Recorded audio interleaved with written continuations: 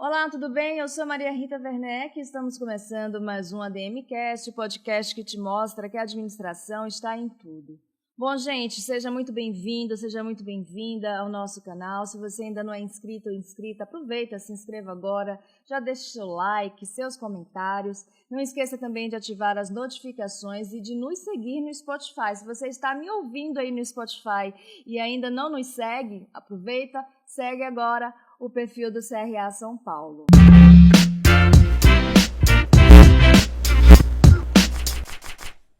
Bom, hoje o nosso bate-papo é sobre mercado de carbono e eu tenho o prazer de receber a Eliana Camejo.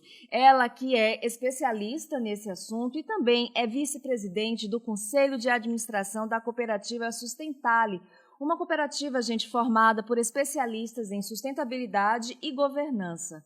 Tudo bem, Eliana? Seja muito bem-vinda ao ADMcast. Prazer é todo meu, Maria Rita. Muito obrigada pelo convite. É ótimo estar falando com os administradores de São Paulo. E eu gosto muito de abrir com uma provocação, Maria Rita, objetiva para o administrador. Crédito de carbono não é assunto ambiental, é assunto de gestão, risco e competitividade. E tudo isso tem muito a ver com o administrador. Não, é excelente você começar trazendo essa provocação, porque justamente eu ia iniciar aqui o nosso bate-papo te pedindo para explicar para a gente, né, o que é esse mercado de carbono, porque assim, hoje em dia a gente ouve falar muito, né, sobre esse mercado, mas no passado não, e muita gente ainda tem dúvida sobre essa temática. Eu gostaria então que você aproveitasse essa sua provocação e já incluísse para a gente essa explicação. Bom, Maria Rita, mercado de carbono é um jeito de colocar preço na emissão de gases de efeito estufa. Isso de forma muito simplista. Tá? Para virar um ativo real, ele precisa de lastro, que é a medição, relato, verificação e o registro. Na prática, um crédito costuma representar 1 tonelada de CO2 equivalente, reduzida ou removida da atmosfera, com metodologia e auditoria e validação, que é a verificação. No Brasil, a Lei 15.042, lá de 2024, criou o Sistema Brasileiro de Comércio de Emissões. E aí ele prevê ativos como certificados associados, reduções e remoções verificadas. Isso coloca o tema mais perto do mundo financeiro, do administrador, porque tem regra, governança e rastreabilidade. Então, tudo volta para o administrador. Vou dar um exemplo aqui. Vamos pensar, Maria Rita, num título que só existe se tiver auditoria e rastreio. Um projeto que reduz metano num aterro, por exemplo, se medido e verificado, ele pode gerar crédito de carbono. Agora, se ele não for medido e verificado, ele vira só uma narrativa. E é isso que o mercado não quer. Então, a lei veio para ajudar muito neste sentido. Agora, para a gente entender um pouco mais, direcionando esse tema para as empresas, quais são os perfis, né, das empresas que precisam fazer essa, como é que a gente pode chamar, uma atividade, uma economia, esse mercado de carbono? Como é que a gente define isso? Perfeito, ótima pergunta. Primeiro, a gente tem que explicar que existem diferentes sistemas de crédito de carbono e entender essa diferença que é fundamental para a gente não misturar conceitos. Algo que acontece muito no mercado, porque o mercado ainda é novo. As pessoas não sabem, os profissionais não sabem. Então, de forma bem prática, o que eu costumo dizer é que a gente tem 3 grandes universos de crédito de carbono. O primeiro é o mercado regulado, também chamado de compliance. E aqui que entra a Lei 15.042 de 2024 do Sistema Brasileiro de Comércio de Emissões. Que esse sistema, Maria Rita, estabelece as bases para um mercado regulado de carbono no país, trazendo o tema definitivamente para o campo da gestão, do risco e da regulação. O segundo é o mercado voluntário. Então, nesse caso, as empresas compram crédito por decisão estratégica, né, para cumprir compromissos climáticos, para atender às exigências dos clientes, acessar mercado, proteger reputação, enfim, estruturar metas de descarbonização. ele não nasce de uma obrigação legal direta, mas de uma pressão econômica, financeira e de cadeia. E o terceiro universo é o universo internacional, que é ligado ao artigo 6 do Acordo de Paris. E aqui nós estamos falando de cooperação entre países. O artigo 6.2 trata dos resultados da mitigação de transferidos internacionalmente entre governos. Já o 6.4 cria um mecanismo global de créditos supervisionados pela ONU, e é uma evolução do antigo mecanismo de desenvolvimento limpo. Independente desses sistemas, vamos voltar lá no início da nossa entrevista. É sempre preciso mensurar, relatar e verificar, que é o famoso MRV, ou seja, mensuração, relato e verificação. Se não tiver essas 3 etapas, não é um crédito de carbono que pode gerar benefícios para nós, né? Agora respondendo a tua pergunta, do perfil das empresas, não existe um único perfil, mas eu identifico, para responder a tua questão, 3 grupos muito claros. O primeiro são as empresas de alta emissão e alto risco de transição, que são as de energia, indústria, logística, agro e construção. Para essas empresas, o carbono vira um custo potencial e um risco regulatório e até financeiro. Para elas, o carbono é um custo que é totalmente relevante. Então, é necessário que seja feito para essas empresas. O segundo grupo são os fornecedores de grandes empresas ou exportadoras. Neste caso, Maria Rita, muitas são médias empresas e elas investem porque, se não fizerem, perdem os seus contratos. Depois a gente pode aprimorar um pouquinho mais por que elas perdem os contratos. E o terceiro grupo são empresas que competem por confiança, marcas e serviços. Aqui o carbono pode diferenciar, mas ele só funciona se tiver integridade. Sem isso, ele vai virar um passivo reputacional. Então, é um ponto essencial que crédito de carbono nunca é o primeiro passo. Primeiro vem o inventário, a eficiência e a redução. Crédito é complemento, nunca atalho. Não, perfeito. E para a gente não perder o fio da meada, já fala para a gente, né, o porquê que tais empresas podem perder os contratos, né, para a gente já seguir na linha de raciocínio. Então, existe uma máxima que é crédito de carbono, sustentabilidade, tem só a ver com empresas, com grandes empresas. A questão é que ninguém reparou ainda e ninguém pensou que as grandes empresas têm vários fornecedores. Normalmente são fornecedores que pertencem, obviamente, a esta cadeia, mas são fornecedores médios, às vezes até pequenos fornecedores, né? Então, se a grande empresa, a partir de agora, é exigida por lei cuidar e fazer relatórios de sustentabilidade, a cadeia vai ser atingida. E vou explicar por quê. Vamos supor que tenho uma empresa e eu seja fornecedora de uma grande empresa que é obrigada agora fazer os seus relatórios de sustentabilidade, e aí entra o crédito de carbono dentro do relatório de sustentabilidade. O que vai acontecer? Ela vai pedir para mim quais são as minhas emissões. E eu não tenho, se eu não tiver dados concretos, auditáveis e rastreáveis, eu não sirvo para dar os números para a grande empresa. E isso vai fazer com que a grande empresa pense assim: então eu tenho que buscar um outro fornecedor que possa me dar esses números, porque eu não posso ficar fora da lei. Uhum. Então, aí é que entra a cadeia do médio, especialmente, e do grande, e do pequeno. Porque aí tu vai me perguntar assim: Eliana, um pequeno vai ter condições de fazer isso? Existem condições. Então, existem formas muito simples da gente cuidar da sustentabilidade da nossa empresa. E, com isso, reduzir risco, reduzir custo financeiro, conquistar crédito melhor, porque hoje os bancos, Maria Rita, eles já tem taxas melhores de financiamento para empresas que investem em sustentabilidade.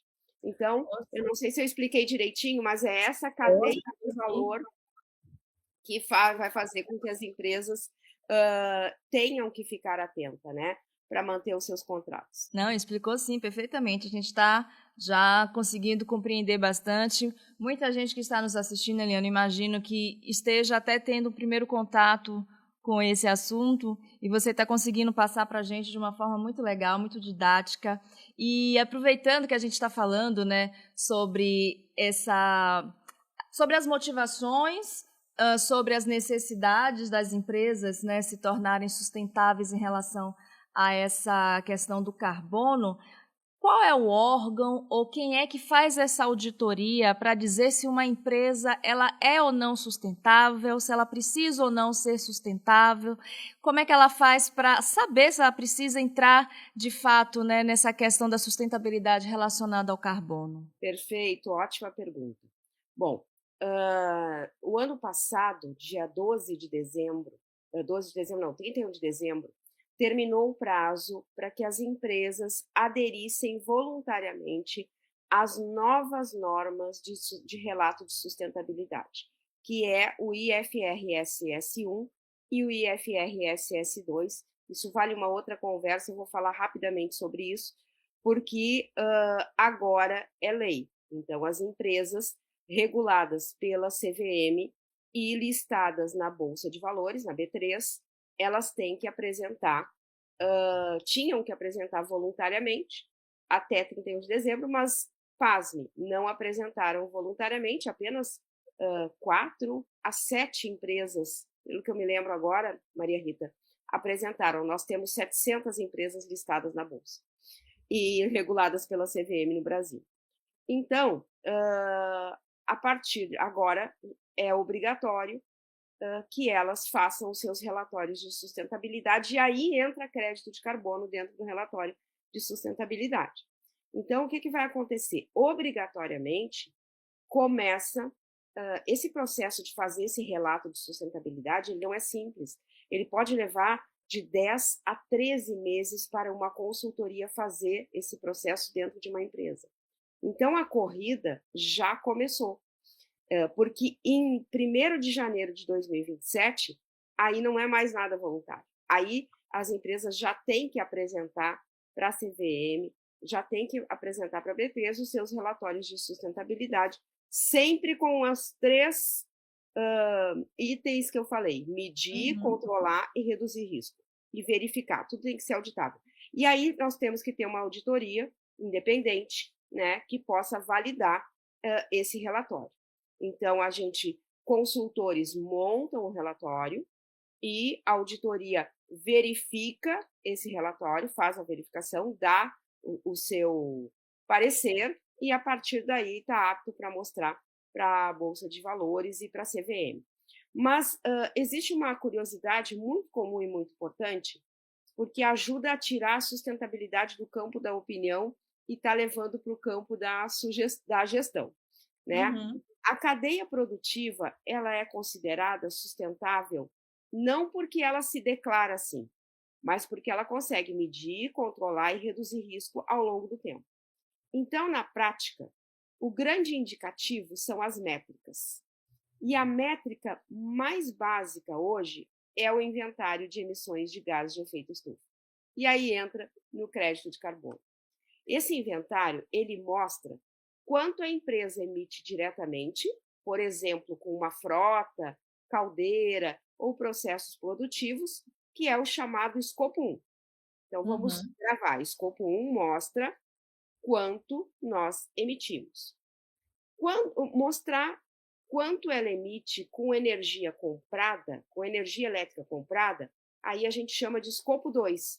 Então, todo mundo já deve ter falado emissões no escopo 1, 2 e 3. Então, agora eu estou explicando. Chamado escopo 1, voltando, ver quanto a empresa emite diretamente. No escopo 2, ver quanto ela emite de energia elétrica comprada. E no escopo 3, vai mostrar quando a empresa avança Quando vem da cadeia, que é o transporte, fornecedores, uso de descarte do produto, aí é o escopo 3. E aí, Maria Rita, a gente volta para aquela questão lá das médias empresas, que são fornecedores, ou as pequenas, que vão ter que dar os seus números para abastecer de informações a grande empresa. Então, quando a empresa olha para esses dados, ela percebe que as emissões estão ligadas a custo, a contrato, a exigência do cliente e a financiamento e agora risco reputacional. Nos conselhos de administração, risco reputacional não era muito falado. A pessoa se preocupava muito, antigamente, aí mais com os conselhos de administração, com a questão financeira. Hoje, risco reputacional é um ativo e ele não pode ser esquecido de forma alguma. Já virou uma variável do negócio. Outro indicativo importante é a intensidade do carbono, que é quando a empresa emite por unidade de produto, por serviço prestado ou por receita. Isso vai permitir comparar o desempenho, acompanhar a evolução e tomar decisão. Então, como uma empresa sabe que ela precisa ser sustentável? Respondendo a tua pergunta. Quando ela percebe que não medir e que não reduzir e não gerenciar esses impactos, pode significar perder mercado, perder contrato, pagar mais caro por crédito ou comprometer sua reputação. Vou te dar um exemplo. A União Europeia, ela já não negocia com empresas da própria União Europeia ou internacionais quando as pessoas não têm, quando as empresas não têm a verificação de sustentabilidade ativa na sua empresa. Então, imagina uma empresa brasileira que quer negociar com a União Europeia. Ela já tem esse embate se ela não se adequar às novas regras. Em vista isso, né? Exatamente. Sabe que eu tinha um cliente e ele me dizia assim, esse negócio de ESG, sustentabilidade, eu não acredito muito. Isso vai ficar no papo e não vai dar nada, Eliana. Eu estava falando que eu estava me especializando em ESG para ele. E aí eu digo, olha, não é assim. E realmente as leis agora estão mostrando que não vai ser assim. Sim, as coisas estão ficando mais robustas, né? A gente está vendo aí mais, não só conversa, a gente está vendo muita ação, né, sendo feita. Agora, uma coisa que eu queria perguntar para você, Eliana, é o seguinte: como é que está o Brasil em relação a essa corrida para se tornar um parque industrial dentro dessa estratégia do crédito de carbono? Assim, a gente fala sobre essas questões de mercado internacional. O Brasil precisa se tornar apto a fazer negócios internacionais, porque é uma exigência, como você mesmo falou, da União Europeia, e logo mais vai ser de vários outros blocos econômicos. Como é que está a gente? Como é que nós estamos em relação a isso? Maria Rita, o principal avanço no Brasil foi o Marco Legal, a Lei 15.042. Ela trouxe para o mercado de carbono regras, previsibilidade e governança. E isso muda completamente o jogo, porque tira o tema da informalidade e começa a estruturar um sistema. Então, para os próximos anos, eu espero 3 movimentos muito claros: mais cobrança por dados, mais exigência de governança e menos tolerância a projetos frágeis. Então, o mercado tende a ficar menor em volume, mas muito mais sério em credibilidade. Então, o Brasil ele está caminhando com esse marco, com essa lei, ele está caminhando sim, e está caminhando bem entre mercados regulados há mais tempo. Então, eu vou te dizer que eu não tenho uma crítica ao Brasil nesse sentido, né? Porque ele está realmente investindo em sustentabilidade nesse momento. Mas poderia ser mais rápido. Ainda não está sendo. Mas, Maria Rita, eu creio que agora, nós, pessoas físicas, é que estamos vendo a intensidade e a importância da sustentabilidade na nossa vida. Eu estou falando aqui do Rio Grande do Sul. E tu sabes o que aconteceu no Rio Grande do Sul, a maior enchente da história do Brasil. E aquilo foi devastador economicamente para o Estado. E nós vemos em São Paulo o que está acontecendo, né, com as chuvas frequentes. Isso tudo é mudança climática. O calor intenso que teve agora no final do ano, né, Liana? Exatamente. Não adianta a gente passar a mão dizendo que isso é a natureza. É a natureza cobrando a conta. Uhum. Então, aqui eu não estou falando, eu não sou ativista de meio ambiente, enfim, eu sou uma profissional técnica no que diz respeito à sustentabilidade, né? Mas essa conta está vindo e não tem como fechar os olhos. E essa conta, se as empresas não se derem conta, como o Rio Grande do Sul se deu, que essa conta vai afetar a vida financeira e a sobrevivência da sua empresa, como afetou no estado do Rio Grande do Sul, isso vai ser horrível. Porque de uma hora para outra pode acontecer um desastre. E o que o governo quer, o que esse marco legal quer, é que quando aconteça o desastre, haja ações já previstas, previsíveis. Como eu vou sobreviver a uma catástrofe dessa? Isso é um relatório, isso é gerir o risco, né? Quando a gente fala em gestão de risco e crise, que eu trabalho muito com isso, a maioria das empresas, pasme, Maria Rita, a maioria das empresas ainda não tem um órgão de gestão de risco e crise dentro da sua empresa. As coisas acontecem e eu sou chamada para resolver. Para apagar incêndio. Só apagar incêndio. E aí vai Gente, dizer, Liana, é questão de média empresa, pequena empresa? Não, empresas grandes. Então, para tu ver, mas eu creio que há um avanço, tá? Essa conversa que a gente está tendo aqui já é um avanço. já que a gente está falando sobre essa importante visão que o gestor tem que ter do futuro, né, de fazer essa gestão de crise, de risco, como um gestor, um profissional da administração pode se preparar, né, para conseguir desenvolver essa habilidade? Isso é muito importante. O gestor, eu sempre indico várias leituras. E uma delas é muito importante, e 3 delas são muito importantes. O gestor, ele não precisa ser técnico. Existem profissionais no mercado para ele se amparar. Mas o primeiro passo que o gestor, o administrador tem que dar é especialmente ler a Lei 15.042, para entender como o tema está sendo tratado aqui no Brasil. Então, leia a Lei 15.042. Ela não é difícil, tá? Ela é de fácil entendimento e se cerque de profissionais experientes. O segundo ponto que o administrador tem que saber, está na ponta da língua, é o artigo 6 do Acordo de Paris. Ele vai ajudar a entender como funciona a cooperação internacional e os diferentes mecanismos de carbono. E o terceiro são as normas técnicas, a ISO 14064 e a ISO 14065.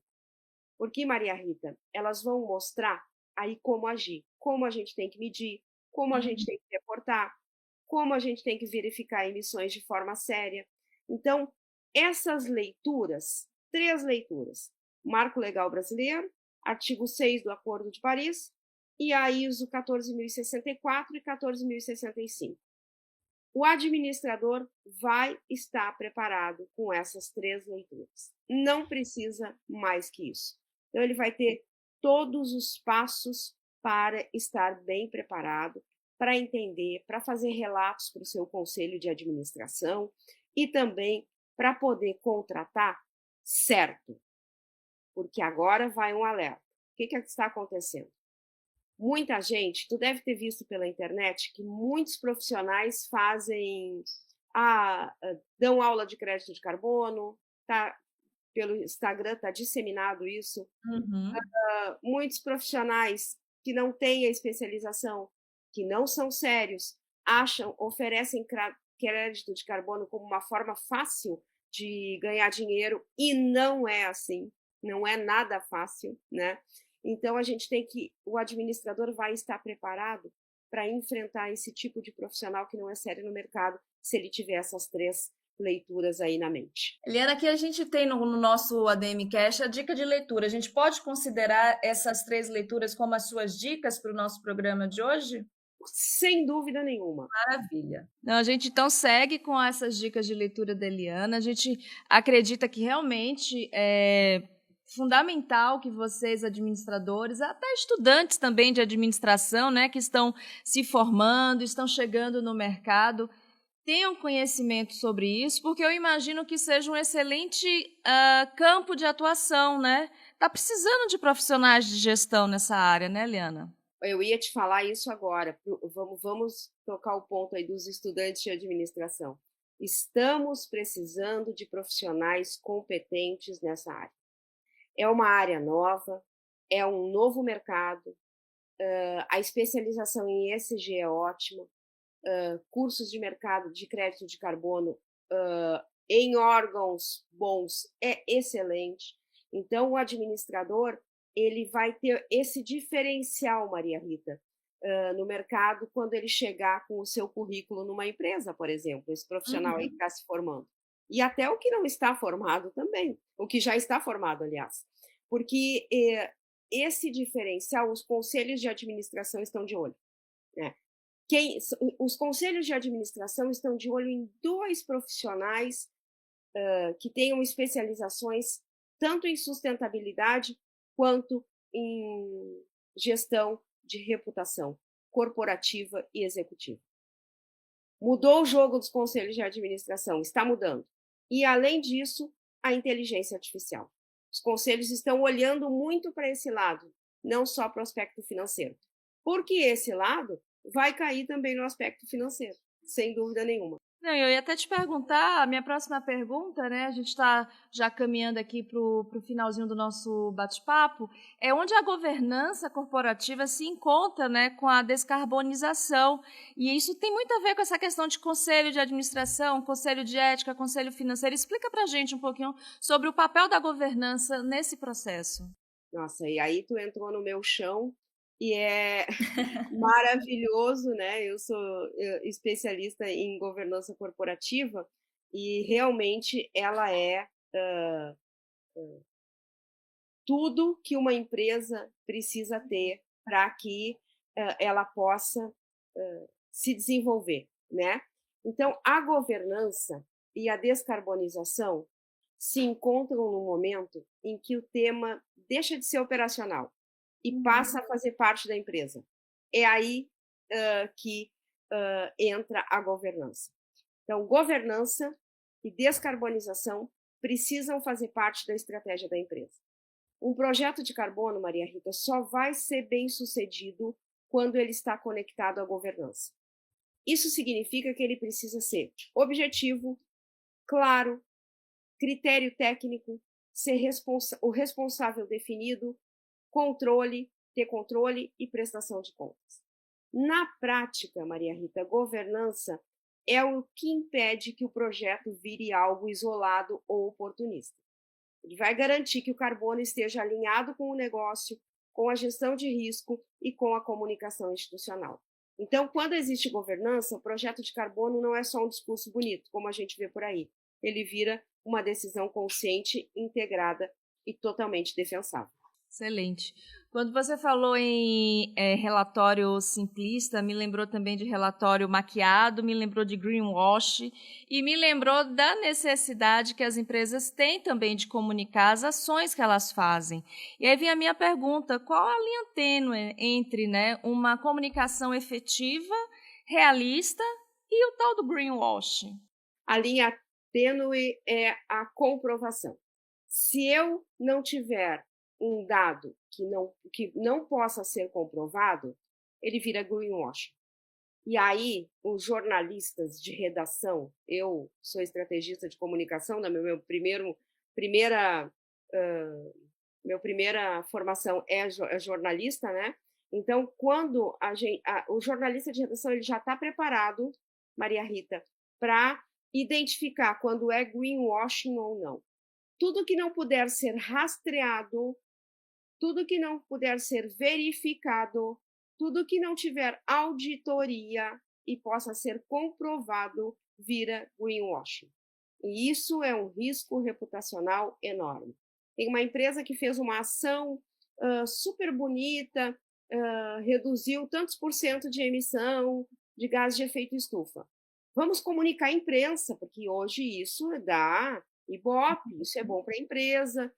Se sair na mídia, os bancos estão olhando. Então, do ponto de vista de gestão, é ótimo que saia. Mas não funciona assim, porque é facilmente identificável quando vira greenwashing, né? Então, as pautas já não estão sendo aceitas nas redações se não tiver a comprovação exata. Então, a linha tênue é essa. Eu posso comprovar o que eu estou falando aqui nessa matéria? Se eu quiser comprovar, toca a ficha, que vai ser um grande exemplo para os demais. Ah, não, que bacana você falar sobre isso, porque eu fico colocando assim, imaginando, na verdade, o consumidor, o cidadão que não tem acesso a tais informações como o jornalista tem, acaba acreditando, né, em falsas campanhas, em falsos relatórios, então a gente já pode respirar um pouquinho mais tranquilo em relação a isso. Agora, outra curiosidade sobre você, jornalista, como você nos disse, sua primeira formação, como é que você passou a se dedicar a esse mundo da sustentabilidade, governança corporativa? Como é que surgiu isso na sua vida? Olha, quando eu comecei a entender que sustentabilidade era um ativo real, porque eu sou uma jornalista de formação especializada em gestão de risco e crise de comunicação. E isso, Maria Rita, vinha parar na minha mesa toda hora. Então eu vi o seguinte, que eu precisava ir um pouco mais além. Primeiro, eu precisava entender sobre ESG. Segundo, eu precisava entender sobre sustentabilidade na prática, para poder ajudar as empresas. E aí eu fui me apaixonando.